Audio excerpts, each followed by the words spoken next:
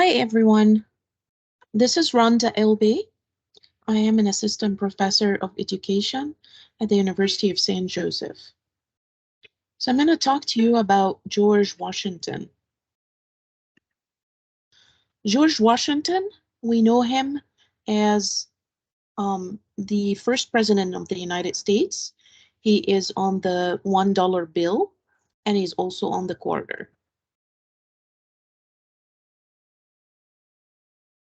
Today, we're going to talk about him and his life.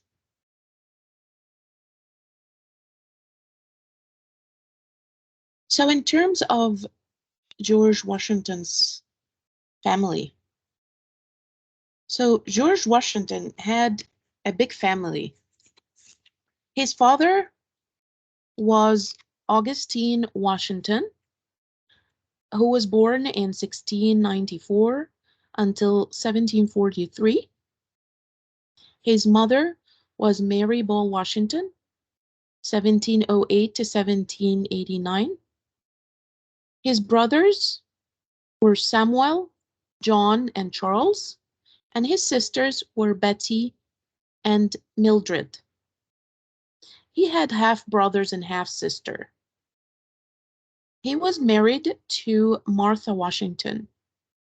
He had no biological children, but he had 4 stepchildren: Daniel, Francis, John, and Martha, and step-grandchildren, Elizabeth, Martha, Eleanor, and George.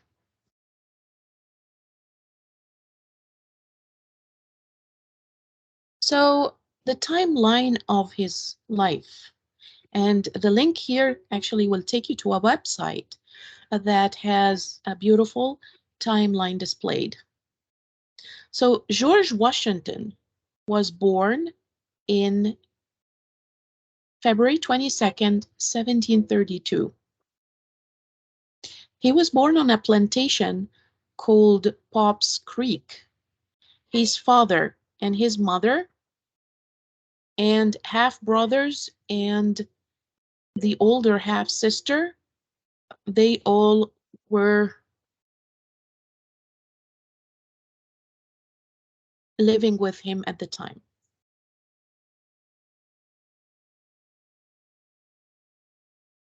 In 1738, George Washington moves to Ferry Farm. He lived in Virginia as a young boy. He lived on 3 different farms. He moved to Ferry Farm when he was 7 years old.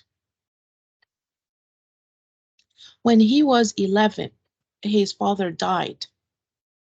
So he took care of his mother and younger brothers and sisters.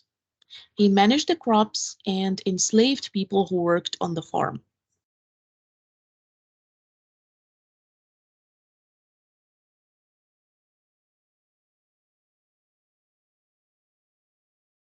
But George Washington was not able to go to school after his father died.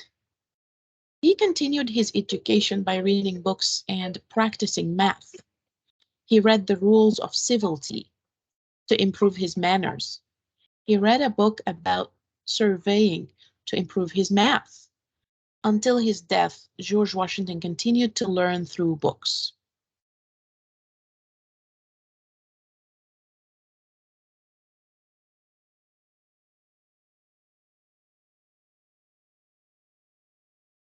In 1751, he took a trip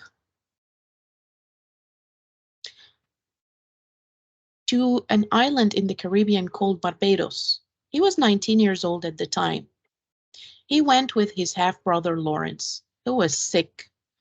Doctors said the warm weather in Barbados would help Lawrence. So as you can see, he was a really caring brother and stepbrother, and he was also a caring son. He took care of the people around him. In 1753, George Washington joined the military. He was sent to the Ohio Territory when he was 21 years old. His job was to tell the French troops there to leave. The French refused to leave, and the French and the Indian War started. During the war, George Washington was in charge of the Virginia Regiment.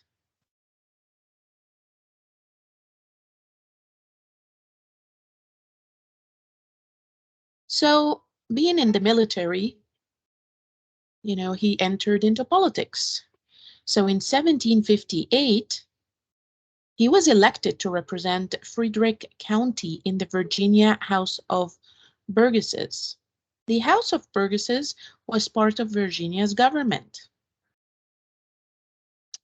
I heard the bullets whistle, and believe me, there is something charming in the sound, George Washington said to his brother Jack after the Battle of Jumonville Glen.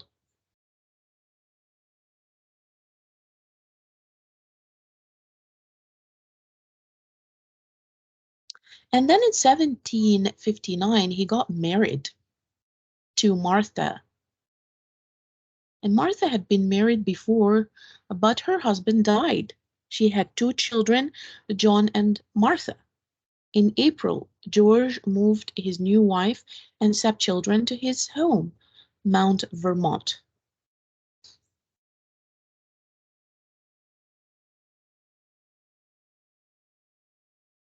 In 1761, George Washington inherits Mount Vermont.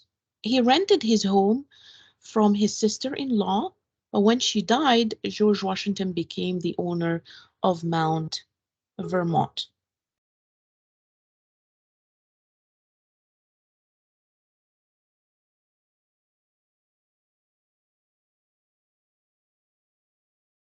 So George Washington grew tobacco as a crop on his farms until 1766 when he realized that tobacco used up many of the nutrients in the soil. He changed the crops he grew to grains like wheat. So as you can see that George Washington learned from his mistakes and he cared about the soil and the crops and the health of his farm. In 1775, he was chosen to lead the army during the American Revolution. His job was to fight the British Army. The Second Continental Congress gave him the title Commander-in-Chief.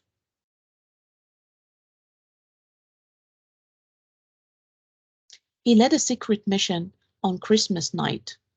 His troops crossed the icy Delaware River. Early in the morning, they attacked soldiers fighting for England. The soldiers surrendered. This was a big victory for George Washington. So 1776.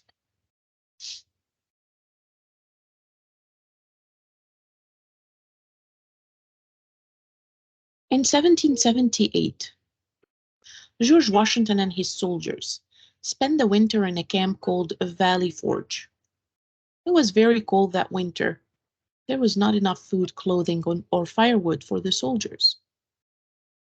George Washington and his troops won the American Revolution.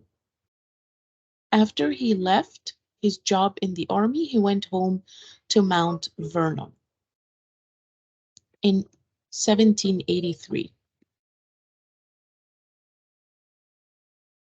Then in 1789, George Washington was the first president of the United States of America. His inauguration was in the New York City. New York City was the first capital of the United States.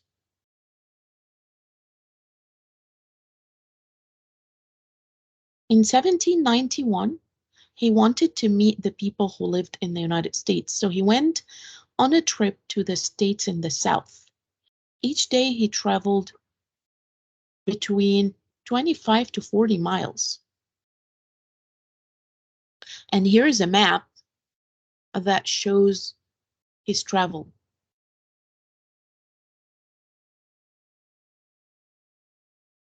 In 1792, George Washington was chosen to be the President of the United States 2 times.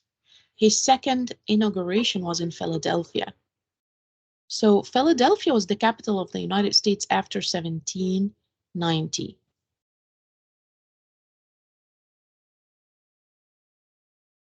In 1797, George Washington decided it was time for someone else to be president. He had been president for 8 years. He returned home to Mount Vernon.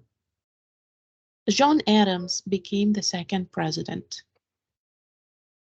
In 1797, he said to James Anderson, "I am once more seated under my own vine and fig tree, and hope to spend the remainder of my days, which, in the ordinary course of things, being in my 66th year, cannot be many, in peaceful retirement, making political pursuits yield to the more rational amusement of cultivating the earth."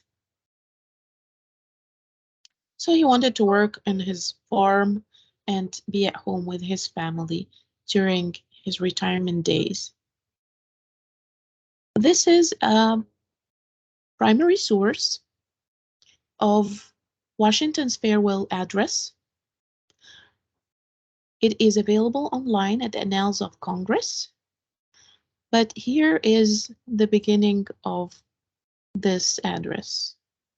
To the people of the United States, friends and fellow citizens, the period for a new election of a citizen to administer the executive government of the United States being not far distant, and the time actually arrived when your thoughts must be employed in designating the person who is to be clothed with that important trust, it appears to me proper, especially as it may conduce to a more distinct expression of the public voice, that I should now apprise you of the resolution I have formed to decline being considered among the number of those out of whom a choice is to be made.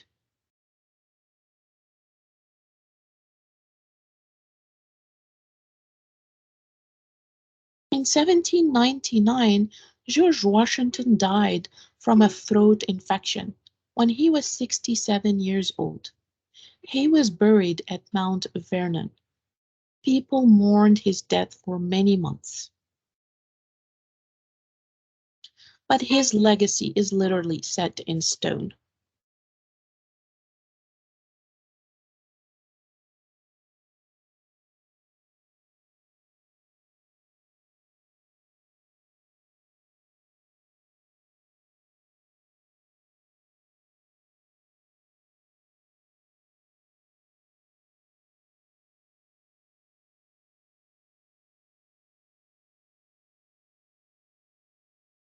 By the time I arrived at Mount Vernon at 10 in the morning, the overseer had already bled him.